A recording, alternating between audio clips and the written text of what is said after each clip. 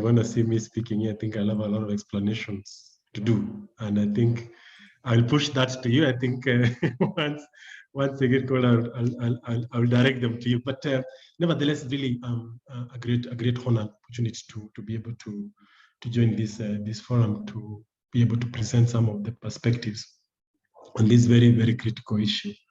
As introduced, Alvin is my name. I work for the Tax Justice Network Africa, but here I'm speaking not just as TGNA, but as a representative of the Stop the Bleeding campaign, which, with your permission, I'll briefly introduce. The Stop the Bleeding campaign is a consortium collective of 6 organizations that was established and launched in 2015, and brings together 6 Pan-African organizations, including Trust Africa, which some of you might be familiar with, Femnet, which is a women a feminist organization based in Nairobi, the International Trade Union Confederation of Africa, which is a collective of trade unions from across the continent, Aphrodite, which is a debt network that focuses on issues around debt, the Pan-African Lawyers Union, and of course TGNA, which is currently acting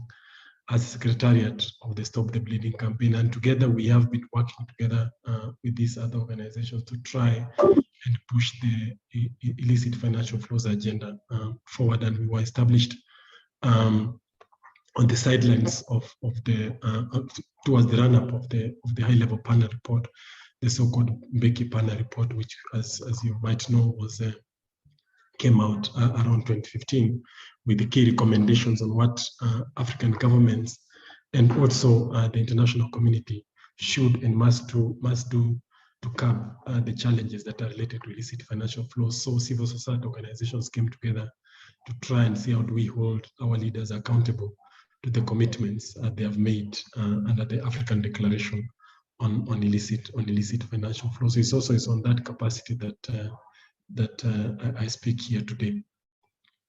I'll start by actually building up on the point that Imani made about providing a context to the question of illicit financial flows. And I think that it's important that to understand illicit financial flows from the broader context of resource extraction. I think we'll be missing a big point if we don't locate the question of illicit financial flows or the conversation of illicit financial flows within the broader context that has defined the relationship, Africa's relationship to the world. And I think that the works of Walter Rodney is really very seminal around this, particularly for the African continent. I think it's important to note that the relationship the Africa has had with the world has been historically defined or characterized through the lenses of resource extraction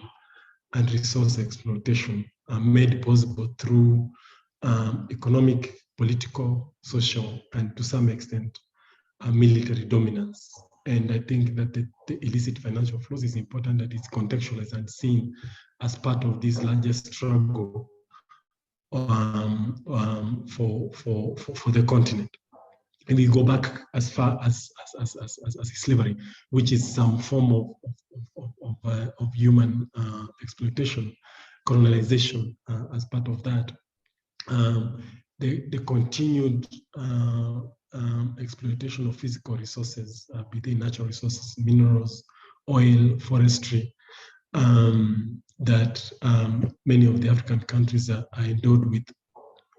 If you look at, for example, the question of the knowledge resource, the exploitation of African intellectual property, the whole conversations we have had about the impact of brain drain in the continent. So it is in this space, I think, that we need to locate the conversation of illicit financial flow, and therefore IFF should be seen as a subset of the continued resource extraction from the continent, the continued exploitation of the continent, and indeed other countries of the South that is directly intertwined with the social, political, economic development historically, but also to the present. That I think is an important starting point. It's also important to note that the conversation of illicit financial flows really entered into the international development discourse in the early 90s. This was a time around when we saw a growth and an emergency of an almost oligopolistic market that had been accelerated by mergers and acquisition that led into an emergence of very strong what others have called corporatization of the global economy. And in developing world, the coming of the so-called Washington consensus that led to broad liberalization, privatization, and market deregulation. All this came at the same time when the notion, the idea of illicit financial flows and resource flows from the continent really started getting into the public economic discourse and political discourse.